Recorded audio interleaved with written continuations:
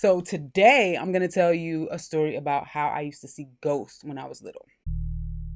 Brooklyn, Brooklyn, Brooklyn, Brooklyn, Brooklyn. Yeah, I was a little creep. I was the I see dead people. That was me. So when I was little, how old was I? About from the ages of maybe 4 to 8, I could see ghosts. Not all the time, but sometimes I could see things. Like I was the kid. I wasn't scared of them. I would just be like, "Mommy, who's that man sitting over there?" And my mom would be like, "What man?" And I'm like, "The man right there. You don't see him?" And she's like, "What does he have on?" I'm like, "He got on a hat and a brown jacket and he's smoking a cigar. He's sitting right there in the chair." Like it wasn't a weird thing to me because I was a kid. So I didn't everything was new and interesting to me. So it wasn't scary to me, but my mom was freaked out. I'm surprised she didn't disown me because my mom, she don't play with ghosts and stuff like that. She be out. So the fact that she kept me is a testament to how much she loves me because I was a little creep. So I remember we used to move around a lot as a kid. You know, we lived in different apartments when I was a kid. So one apartment that we lived in, there were these every night these two entities used to stand on either side of my door, almost like they were guarding it. You know how security stands outside a celebrity's door, like right on each side? They would do that, except they would face each other. And one looked like an Indian. I could only ever see their silhouettes. One looked like an Indian because he had the headdress and he carried a hatchet. And the other one looked like a butcher or a baker or something because he had like the baker hat and he had a meat cleaver. And every night, never failed, at that particular apartment, they would stand on either side of my door and face each other until the morning. So that was one group of entities that I saw. Then there was a crackhead, a dead crackhead in the closet. Now, as a child, I didn't know what a crackhead was, but I still remember what she looks like. And as an adult, I now realize that that was a crackhead.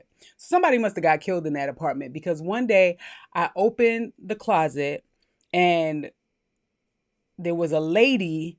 She looked similar to the crackheads in the neighborhood in Brooklyn I grew up with. I mean, I didn't grow up with no crackheads. I grew up in the neighborhood where I used to see crackheads, right? So anyway, in the closet, I opened the door and there was a lady sprawled out on the floor. It was a little skinny black lady. She had like cornrows in her hair. She was sprawled out on the floor and I closed the door and I was like, "Mommy, there's a lady in the closet." And my mom opened the closet door and there was nobody there. So that was the other time.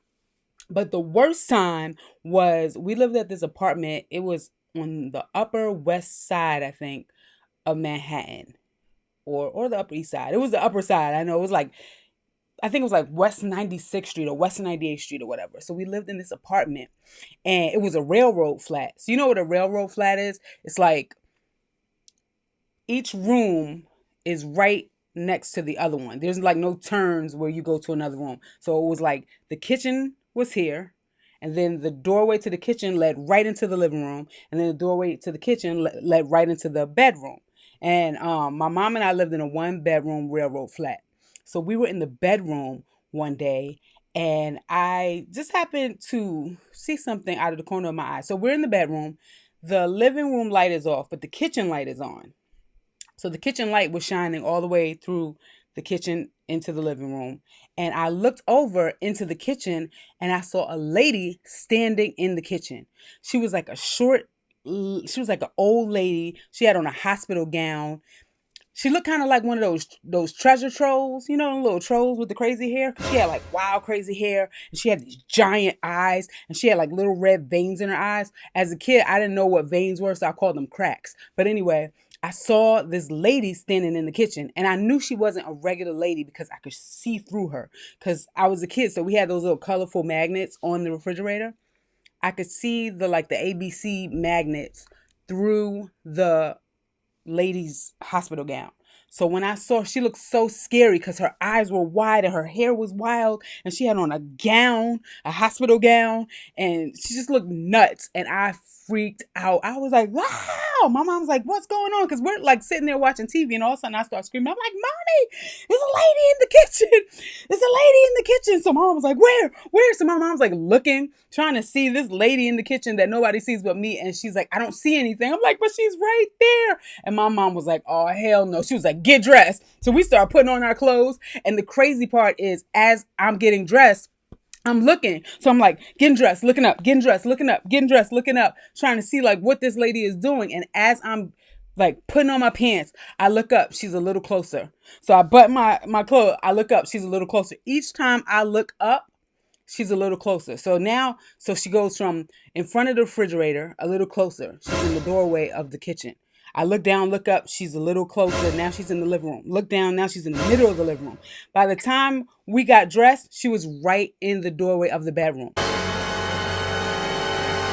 So now this thing is blocking the exit where we need to go. There's only one doorway in this bedroom, and that's where we need to go. And the freaking thing is standing in the doorway. So I'm freaking out. I'm screaming. I'm crying. My mom's freaking out because she can't see it. It's probably even scarier not seeing what is in the room. So I'm like going off. My mom's like, come on, we got to get out of here. And I'm like, no, because my mom doesn't see what I see. And she's trying to drag me towards it because we're trying to get out. So she's trying to drag me towards the exit of the room that this thing is standing in. And I'm like, no. And she literally drags me right up to this thing. Like she's pulling me and I'm sliding. She's dragging me and I'm looking up and I got right up to it and I was looking at her. I was like, it's a lady. She has big cracks in her eyes and she looks scary. And my mom's like, come on. And I'm like, no. And she just drags me right through this thing. I go right through it. It was the most terrifying thing I had ever experienced in my entire life. So once we get through the thing, we are hitting it, booking it towards that door. But of course, being the kid that I am, before we leave, I stopped and looked back to see if it was still there and if it was looking at us. And it was. It was just standing there watching us leave. So we leave, slam the door. And there was a diner like right down the street from where we live. So we go to the diner. And my mom's freaking out. She's like, I don't know what to do. I don't want to go back into that apartment if it's haunted. My mom, shout out to my mom, because my mom is dope. My mom's not like those people in the movies. You know, those dummies that the kids are trying to tell them that it's something in the house. And they're like, oh, it's just your imagination. No, my mom was like, ghost, where? Let's go. We out. Like, shout out to my mom for believing me, because I was telling the truth. I wasn't a kid that would lie and make up stuff like that. And she believed me. So, yeah, shout out to my mom. She's the bomb. But anyway, so we get to this diner, and my mom's like, I don't know what to do. I don't want to go back into that apartment. So she calls this lady. I was little. This was before cell phones. Yeah, I'm kind of old. She got on a payphone and she called this lady. I didn't even know who that lady was, come to think of it. I just asked my mom recently because it was like she was an Erykah Badu type lady, like, you know, the incense and sage type. And she called this lady. And recently I asked my mom, I was like, Mommy, who was that lady that you called when I saw the ghost lady with the cracks in her eyes? Like, who was that lady that you called to come to our apartment? And she was like, oh, that was the lady who lived in the apartment before us. Really? She lived that's probably why she left. She knew it was ghosts in there. When my mom called her and was like, it's something in the house, she was probably like, oh, she back? She knew, because why else would she leave? It was a nice apartment on the Upper West Side. Why didn't she live there? So anyway, my mom calls this lady, and this lady comes over to our house, and she lights, it's hot in here. She starts lighting those candles, you know, those glass candles with the pictures of Mary and Jesus on it. She lit a bunch of those, and she lit like incense or sage, and she was like going around the house, like blessing the house or whatever. But we didn't stay in that house much longer. We probably stayed there for like a couple of weeks. I guess my mom was trying to find somewhere new to stay, and we were out. And I never saw that scary lady with the cracks in her eyes again. But that thing was scary.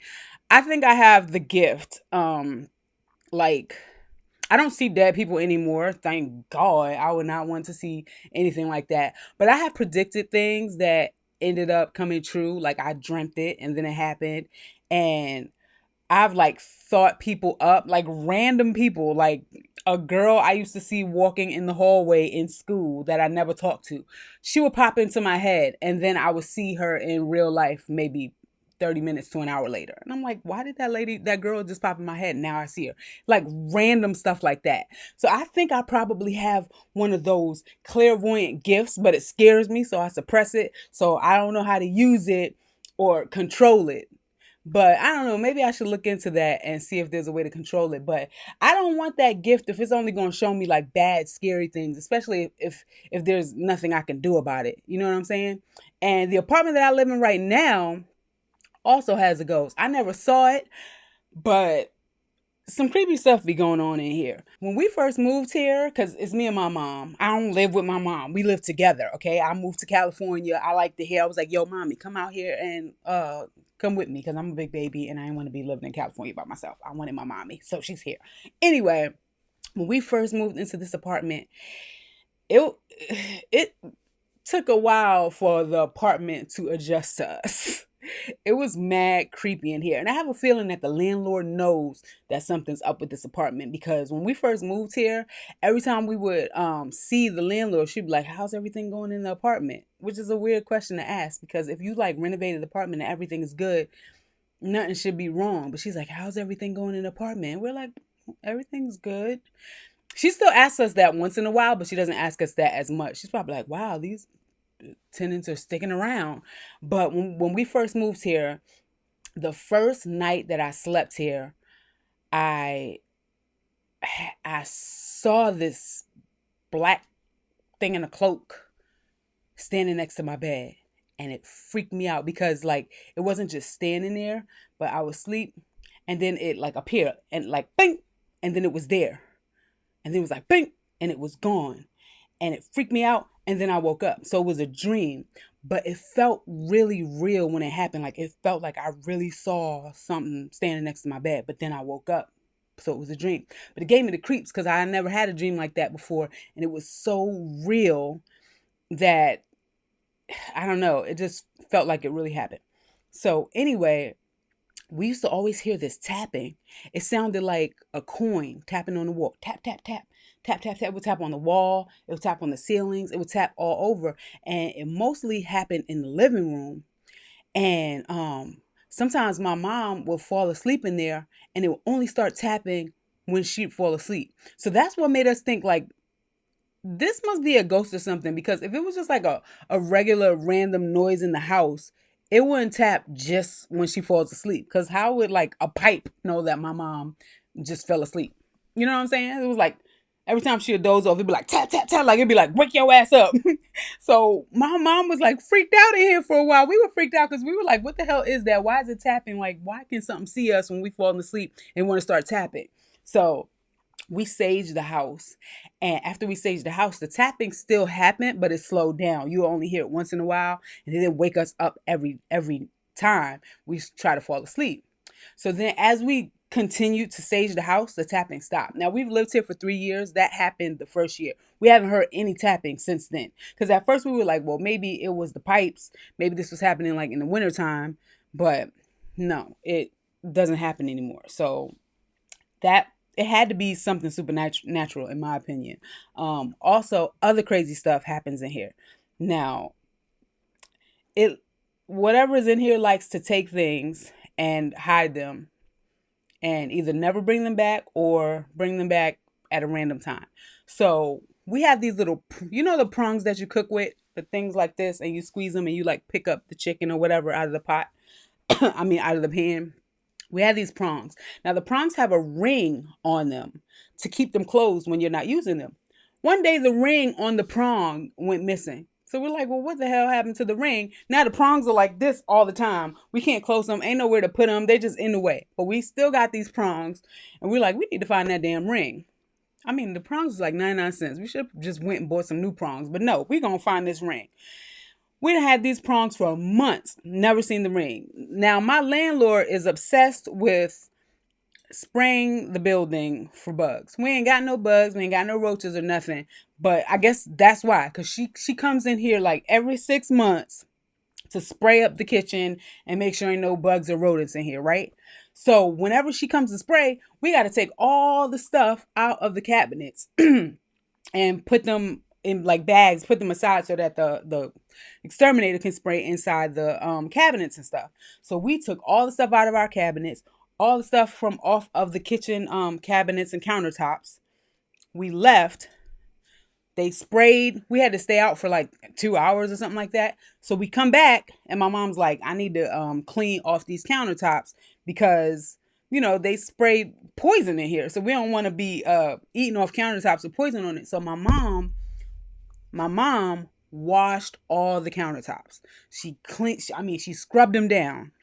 And then she went to sit down to relax while the countertop dried. All this time, I'm in my room doing whatever I'm doing.